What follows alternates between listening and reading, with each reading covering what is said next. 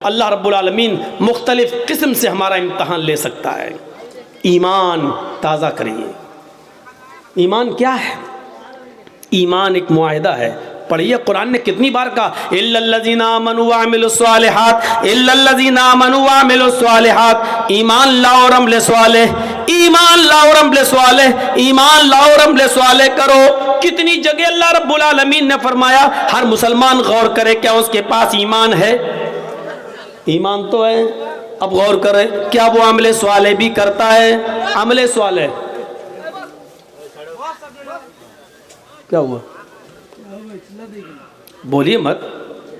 ایمان اور عمل صالح یہ دونوں لازم اور ملزوم۔ اب آپ کو ایک مثال دوں گا میں، ایمان کیا ہے اور عمل صالح کیا ہے۔ ایمان ایک اقرار کا نام ہے۔ تھوڑی سی اسپیڈ میں سلو کروں گا تاکہ آپ کو سمجھا سکوں۔ سنیے، ایمان نام ہے اقرار کا۔ ایمان ایک معاہدہ ہے۔ معاہدہ کیسے سمجھاؤں آپ کو؟ مان لیجئے میں ایک مزدور ہوں، سمجھیے سمجھا رہا ہوں۔ مان لو میں لیبر ہوں، ایک مزدور ہوں، اور آپ مالک ہیں۔ مولانا سلیم الدین صاحب بیٹھے ہیں، یہ مالک ہیں۔ سلیم الدین صاحب نے ہم سے کہا کہ جرجیت صاحب یہ میرا مکان بنانا ہے، دیوار کھڑی کرنا ہے، یہ کرنا ہے، وہ کرنا ہے، آپ لیبر ہیں، آپ مزدور ہیں، مستری ہیں، بتائیے آپ کیا پیسہ لیں گے؟ میں نے کہا 1000 روپے پر ڈے، صبح 9 بجے آؤں گا، شام کو 5 بجے تک آپ کا کام کروں گا، دیوار کھڑی کروں گا، اور 10 دن میں ہم آپ کا یہ کام پورا کر دیں گے۔ مولانا سلیم الدین صاحب نے کہا ٹھیک ہے، ڈن۔ 1000 روپے ہم پر ڈے کے حساب سے 10 دن میں 10,000 روپے ہم آپ کو دیں گے، آپ کل سے آ جائیے۔ ہمارا معاہدہ ہو گیا، ہمارا معاہدہ ہو گیا، اقرار ہو گیا، ہم نے بھی اقرار کر لیا۔ یہ ہے معاہدہ، عہد و پیمان۔ تم 10 دن کام کرو، ہم تمہیں 10 دن کے بعد 10 دن کی مزدوری دے دیں گے۔ میں نے اقرار کر لیا، انہوں نے طے کر لیا۔ ہم کل نہیں پہنچے، پرسوں نہیں پہنچے، تیسرے دن نہیں گئے، 10 دن تک نہیں گئے، اور 11ویں دن سلیم الدین صاحب کے پاس پہنچ گئے اور کہا صاحب آج 11واں دن ہے، 10 دن کی مزدوری ہمیں دے دیجیے۔ ہنس رہے نا؟ سمجھ میں آ گیا نا کہ مزدوری مانگنے والا مولوی جرجیت پاگل ہے؟ کیوں ہنس رہے ہیں آپ؟ اس لیے ہنس رہے ہیں کہ آپ نے تو کام کیا ہی نہیں، تو مزدوری کیوں؟ جرجیت صاحب کو تو رانچی میں پاگل خانے میں بھرتی کرو، یہ تو پاگل ہو گیا ہے۔ اب جرجیت صاحب کہہ رہے نہیں دو گے تو مقدمہ دائر کر دیں گے، کیونکہ آپ نے وعدہ کیا تھا کہ ہم 11ویں دن پیسہ مزدوری دیں گے۔ سلیم الدین صاحب کہہ رہے میں نے وعدہ کیا تھا، لیکن آپ نے بھی تو اقرار کیا تھا کہ میں 10 دن کام کروں گا، آپ نے کام کہاں کیا؟ جرجیت صاحب کہہ رہے ہیں ارے میں نے کام کیا ہو یا نہ کیا ہو، لیکن اقرار تو کیا تھا کہ کروں گا۔ نہیں کیا تو کیا ہوا؟ میں منع کہاں کر رہا ہوں؟ میں نے کہا کہ میں نے کیا، لیکن اقرار یہ تو نہیں کہا تھا کہ نہیں کروں گا، یہ تو کہا تھا کہ کروں گا۔ جب اقرار تھا میرا تو مجھے مزدوری دیجئے، صرف اقرار کی وجہ سے مزدوری دیجئے۔ تو آپ کو کوئی مزدوری دے دے گا؟ جب کوئی ایک آدمی ایمان لے آتا ہے یعنی مومن بن جاتا ہے تو ایک معاہدہ کر لیتا ہے۔ معاہدہ ہو گیا کس بات کا؟ ایمان لائے ہو، طے ہو چکا ہے۔ کیا طے ہو چکا ہے؟ تم نماز پڑھو گے 5 وقت کی، تم رمضان کے پورے مہینے کے روزے رکھو گے، تم زکوٰۃ دو گے اپنے مال کی پوری، اگر استطاعت ہوگی تو تم حج کرو گے، غریبوں کی مدد کرو گے، پڑوسیوں کا خیال رکھو گے، یتیموں پر ظلم و زیادتی نہیں کرو گے، کسی کے اوپر ظلم نہیں کرو گے۔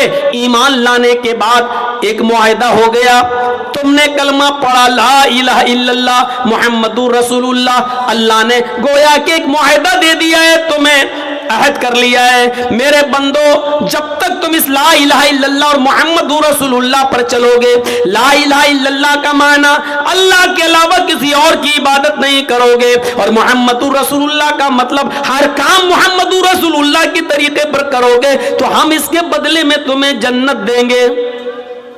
ہم نے وعدہ تو کر لیا, اقرار تو کر لیا, لا الہ الا اللہ محمد رسول اللہ تو پڑھ لیا, لیکن اس کے بعد ہم نہ نماز کے, نہ روزے کے, نہ حج کے, نہ زکات کے, نہ غریبوں پر ہمدردی, نہ مسکینوں کے ساتھ اچھا سلوک, نہ بیواؤں کے ساتھ اچھا سلوک, نہ پڑوسیوں کے ساتھ ہمارا اچھا رہن سہن, اٹھنا بیٹھنا, نہ یتیموں کی اوپر میرے بھائیوں شفقت و پیار و محبت کا ہاتھ.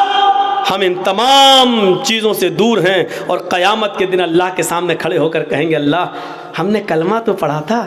اللہ کہے گا میرے بندے ٹھیک ہے کلمہ پڑھا تھا لا الہ الا اللہ محمد رسول اللہ, لیکن تو نے عمل تو نہیں کیا. اللہ عمل نہیں کیا تو کیا ہوا, اقرار تو کیا تھا تو ہمیں جنت دے, تو نے کہا تھا کہ لا الہ الا اللہ محمد رسول اللہ جو پڑھے گا اس کو جنت, من قال لا الہ الا اللہ دخل الجنہ, جس نے کہا لا الہ الا اللہ وہ جنت میں جائے گا. یہ تیرے نبی نے کہا تھا جو لا الہ الا اللہ پڑھے گا وہ جنت میں جائے گا. اللہ میں نے پڑھا تھا. اللہ کہے گا میرے بندے میرا بھی تو ایک وعدہ تھا کہ تو یہ عمل کرے گا تو جنت میں دوں گا. تو نے صرف میرا وعدہ تو مان لیا لیکن اس کے مطابق تو نے عمل نہیں کیا. میرے بھائیوں جب تم اپنے محلے میں, اپنے سماج میں, اپنی سوسائٹی میں بغیر کام کیے ہوئے کسی کو محنت اس کی مزدوری نہیں دے سکتے ہو تو اللہ رب العالمین بغیر عمل کیے ہوئے ہمیں جنت کیسے دے دے گا. جرجیت صاحب مثال تو بڑی اچھی دے رہے ہو, لیکن عمل کون کرے گا؟ عمل اتنا مشکل ہے. نہیں, یہ آپ کی خام خیالی ہے کہ مشکل ہے. مشکل ہے. اگر انسان کرنے پہ آ جائے تو سب کچھ کر سکتا ہے. صاحب صبح فجر کی نماز میں ٹھنڈ میں کیسے اٹھیں گے؟ صحابہ کیسے اٹھتے تھے چھوڑیے, آپ کے محلے میں, آپ کے گاؤں میں آپ کہتے ہو کیسے اٹھیں گے, اس گاؤں میں ایسے 80 سال کے بوڑھے بھی ہیں جو اٹھ رہے ہیں. وہ کیسے اٹھ رہے ہیں؟ ایک بادشاہ بڑا نمازی تھا, بڑا روزدار تھا, باعمل تھا, تہجد گزار تھا, لیکن بادشاہی بھی بڑی اچھی چلاتا تھا, حکومت بھی بڑی اچھی کرتا تھا, کسی پر ظلم نہیں ہونے دیتا تھا. تو ایک مرتبہ ایک فقیر اس کے پاس سے گزرا اور کہنے لگا کہ آپ کے دربار میں شیر و بکری ایک جگہ کیسے جمع ہو جاتی ہے, میری سمجھ میں نہیں آ جاتا. بادشاہ نے کہا میں تمہاری بات کو سمجھا نہیں. اس فقیر نے کہا بادشاہ ہو کر تم اللہ کی عبادت بھی کر لیتے ہو, تم نماز بھی پڑھ لیتے ہو, روزہ بھی رکھ لیتے ہو, حج بھی کر لیتے ہو, زکات بھی دے لیتے ہو, غریبوں کی فریاد بھی سن لیتے ہو, مظلوموں پر ظلم بھی نہیں ہونے دیتے ہو, اور دنیا بھی چلا لیتے ہو. یہ دونوں چیزیں تم ایک ساتھ کیسے کر لیتے ہو؟ بادشاہ نے کہا دیکھنا چاہتے ہو کہ ہاں. کہا 2 جلاد کو بلاؤ. 2 جلاد آ گئے. کہا تلوار نکالو. جلادوں نے تلوار نکالی. بادشاہ نے اپنے ایک نوکر سے کہا 1 پیالہ پانی لے آؤ. پانی لے آئے. اس فقیر سے کہا پانی پکڑ. اس فقیر نے پانی کا پیالہ پکڑا, اور سنو اس فقیر نے پانی کا پیالہ پکڑا. کہا جاؤ پورا شہر اس کو گھما دو.